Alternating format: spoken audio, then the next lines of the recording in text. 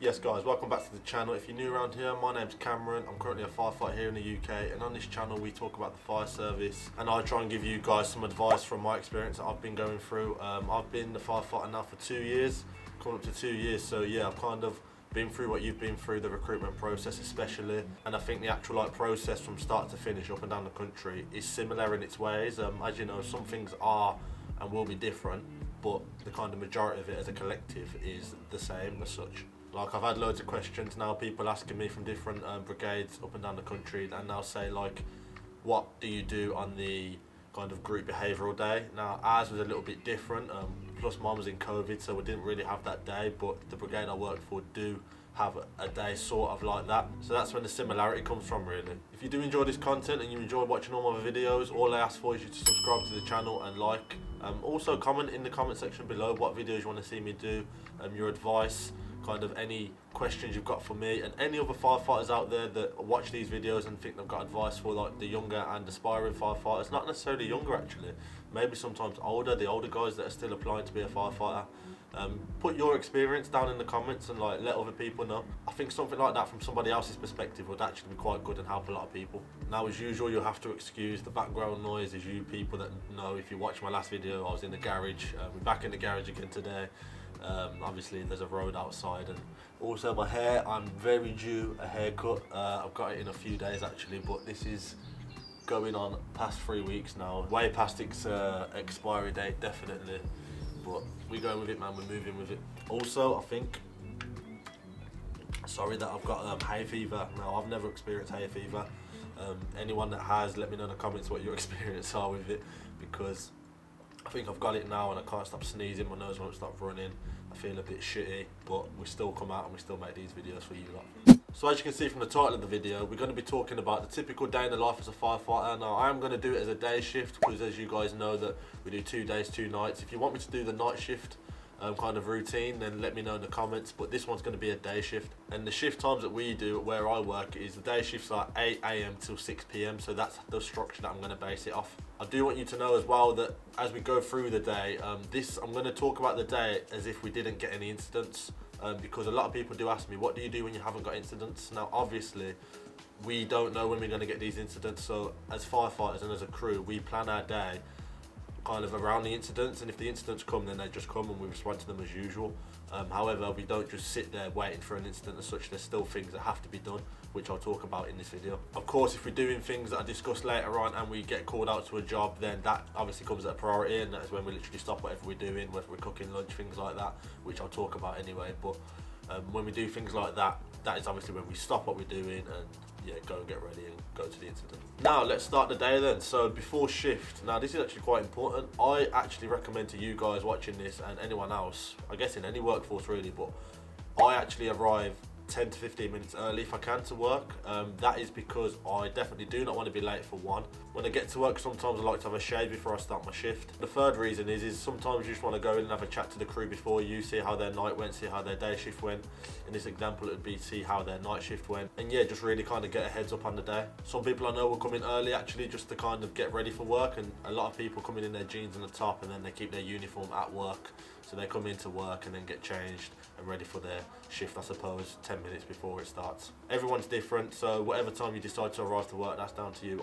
As I say, 10 to 15 minutes early. Some people half an hour early. It depends how far away you live, because obviously you don't want to get caught in the morning traffic. Now obviously me talking about this, saying how important it is to get to work early, this is the reason why. So I remember when I'd not long started and we actually got a house fire. We got a job at 1 minute past 8 in the morning. So if you were late to work, then that means that the truck can't go because it hasn't got the 5 people there. So it's very, very important that you arrive to work before 7:59. Some people at some stations that I've been to actually get their fire kit out of the fire kit room and put it next to the truck, ready for changeover, ready for 7:59. Or some people just after they parade, which I'll talk about in a second, they go and get their kit. So it's completely up to the watcher goes, I suppose, sorry, the person. Yeah, some people get their kit and pull it by the truck before 7:59, or some people do it at 7:59/8 after parade. Now that is so obviously you are ready at start of shift, you're ready for anything, because like I mentioned, just 1 minute past 8 we got called to a house fire before, and you can't really expect them kind of things, but I guess that's part of their job. You never know when you're going to get that call. So 7:59, why is this time so specific and important? So this is when the changeover is done. This is what we call parade. This is when most stations, that we definitely do at our station, that you'll go to your parade line, you'll have your officer in charge in front of you, you'll stand to attention, and this is where the officer will almost detail what the day entails, whether that be a school visit, whether that be home visits, whether that be training, assessments. He'll kind of go through, or she will go through, how the day is going to pan out. They also might mention handover from the night crew, so whether some of the equipment's not working, whether it's missing, whether they've left at an incident, just so the day crew have then got an understanding of what's on the appliance, so when we go to check it later on, we don't think, oh, this is missing, where is it? We already know why it's missing and that it's been reported. After parade, we go straight to the appliance and we check the truck. Now, we obviously have to make sure that a thorough check of the truck is done. This will be kind of going through all the lockers, making sure all the equipment works, turning everything on, doing the daily tests, especially on your BA sets as well. If you're riding BA, this is when you'll do your daily test on your BA set. Every station and every watch kind of has their own roles wherever you're sitting on the truck. So for example, at our station, if you sit in the middle of the truck, you obviously check the trauma pack, the engine control board, obviously the whole truck as well, but then you will sort out the water kit because we are a level 2 water station, so we actually attend water rescue incidents. This person will generally go to the water kit room, get the water kit out ready for shift, bag it all up correctly so we've all got our correct sizes, and then store it away in a locker on the truck, ready for the shift ahead. Now, it's obviously good practice to always check the locker yourself, whether somebody says to you that they've checked the near side front locker, then that just means to you that they've checked it, but you shouldn't really take that. My advice to you is don't really take what they say.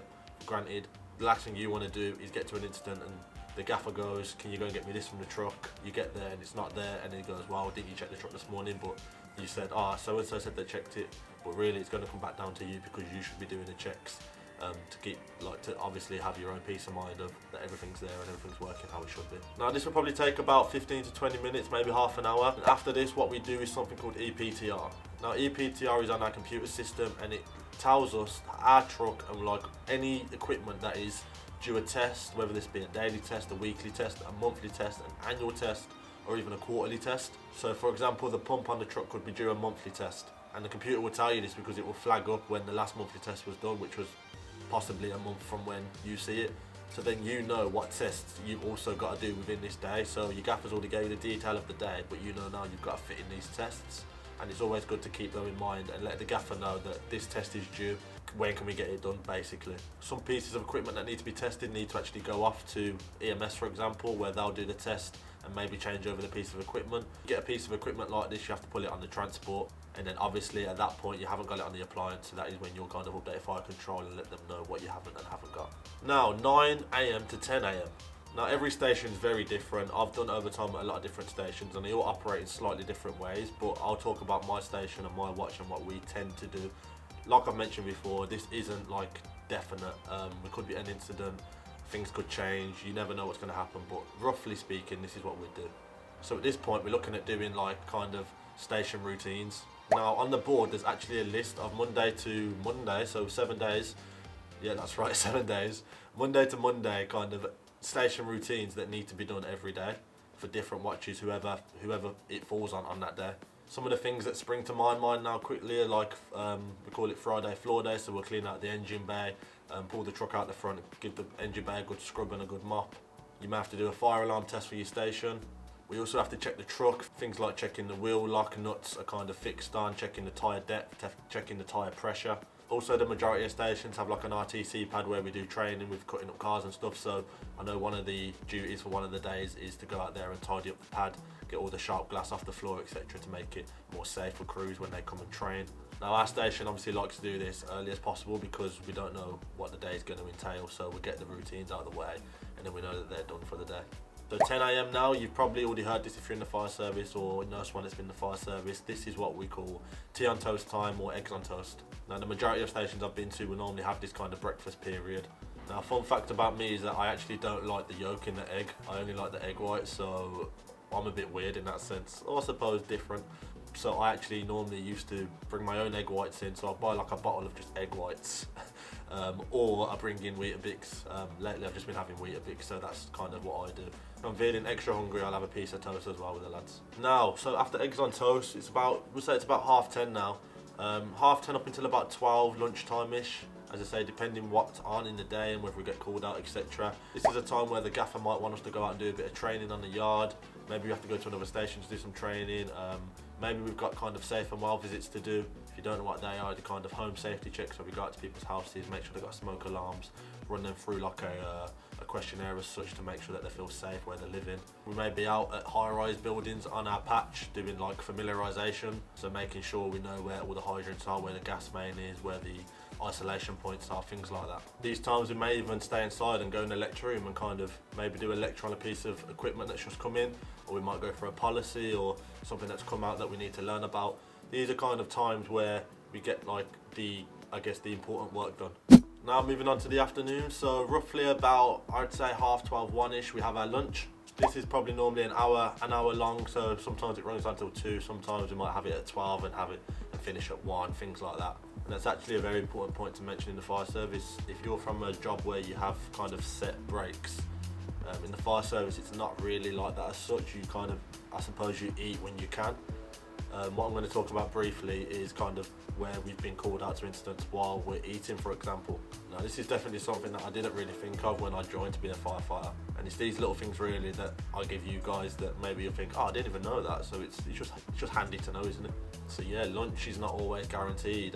On the station that I work with and the watch that I work with, we actually eat together, so we've got a little kitchen on station, so we'll bring in some food from shopping, or someone will go shopping and bring it before shift, and then we'll cook it at work. I'm about to sneeze because I think I've got hay fever. Oh, that's better. But yeah, as I said, you don't actually know when you're going to get called out. My top tip for you guys would be always bring some snacks on the truck, something that obviously has a long shelf life, so maybe a breakfast bar or something like that, or maybe if you bring fruit in the morning, just keep it on the truck, because you never actually know what the day is going to entail. And you could be out at 8 o'clock and you could not get back till gone 1 o'clock in the afternoon. So you don't actually know what's going to happen. But yeah, as I previously mentioned, we eat together as a watch. Some stations that you'll go to don't, so maybe someone will bring in their own food and everyone will kind of bring in their own food. Some stations only eat together on day shifts and then eat on their own on night shifts. Some stations don't eat together at all, so you just bring in your own food like I just mentioned. It just depends on the station that you land on, I suppose. Now let's talk about after lunch. So let's say this is from 2 o'clock until 4 o'clock. So within this kind of 1 to 2 hour gap, we almost do what we did before at 10 o'clock until, or sorry, was it 10:30 after eggs? I can't remember now.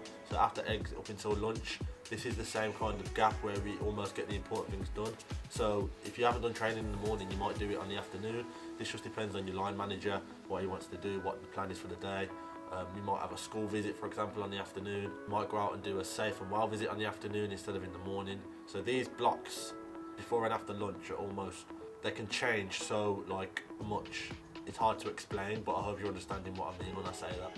So like no day is the same. So if you're doing training in the morning on one day, yeah, you might be booked in to do training in the morning on the day after, but you could get a job at that point, so you don't actually know whether you're going to be doing it. So things are kind of put in place that work around the incidents that we go to. Whether the incidents come in or not, we know we've got these things that are going to fill our day, sorry. Now 4 o'clock till 5 o'clock, this is for me kind of the best part of the day as such. So if the gaffer's happy and he's happy all the routines are done, he's happy everything's done for the day that needs to be done, we actually have a gym on station. This is actually a time in the day where you can actually go in the gym for an hour or so. Some stations don't actually go in the gym. I mean, some watches don't go in the gym, sorry. Maybe they will go outside and do volleyball, like I know one station goes outside and plays volleyball. This is obviously a bigger station, so they have more people. To do so. Some watches will play table tennis, we sometimes do. Some watches will play badminton. It's basically just a part of the day to kind of de-stress, get a sweat on, kind of let out some good endorphins. Now 5 o'clock till 5:59, not 6 o'clock, 5:59. This is the last hour of the day.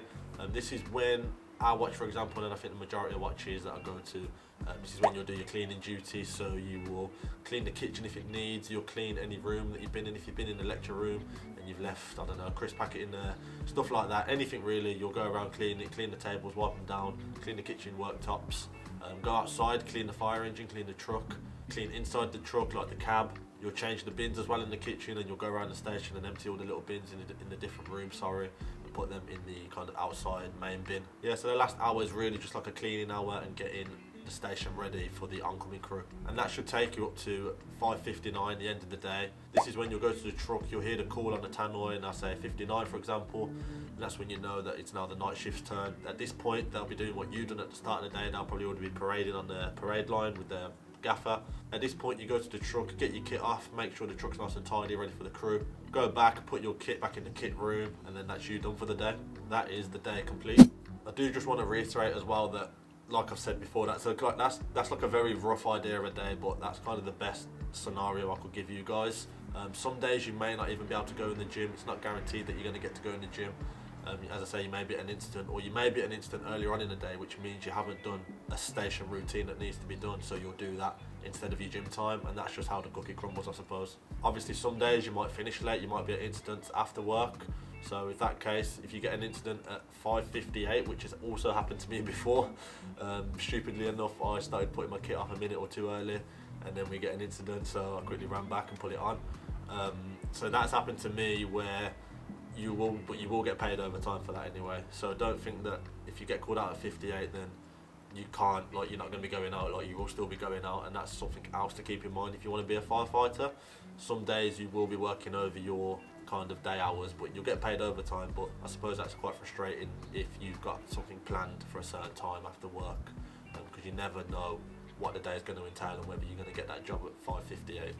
Also, one last thing I want to mention is, do not take what I'm saying for kind of bait, I suppose. Every watch is different, they all operate different. If you're watching this and you're, for example, applying in London, their fire brigade might be different. They have their own kind of day routines. This is for obviously West Mids, and even though it's for West Mids, it still might be different. My watch is completely different to a watch which is the other side of Birmingham, for example. So roughly it's the same, but things obviously can change. So I don't want any of you to get to station and be like, well, Cameron said at 4 o'clock it's gym time, so we're getting in the gym, because that's not what I'm saying, and I won't be held accountable for your gaffer telling you off. Also, just want to mention as well, that my exercise plan, my firefighter exercise plan, actually dropped on a video previous to this one. If you haven't watched that, make sure you check it out. This is kind of a plan where I talk you through Monday to Friday the exercises that I recommend to you guys if you want to get firefighter fit. And that doesn't mean whether you want to be a firefighter, that just means whether you want to improve your fitness. I talk about a weighted vest, which I highly recommend. You guys that have been watching my videos, you know exactly what I'm talking about. If you want to download the exercise plan, it'll be the link in the description. It's completely free to anybody that wants it. If you've enjoyed watching this video, I highly appreciate it if you like and subscribe to the channel. More videos to come, obviously. Like I said at the start, let me know in the comments any ideas you've got or anything that you want to ask me. Either let me know in the comments or message me on Instagram. That is also in the description. The link to my Instagram is in the description. If you are new around here and you want to be a firefighter, I recommend watching all of my videos. I've actually made a playlist on my channel, so just go to the playlist and watch them through in your own time, of course. But yeah, my name's Cameron. This has been the day in the life of a firefighter, and I'll see you on the next one.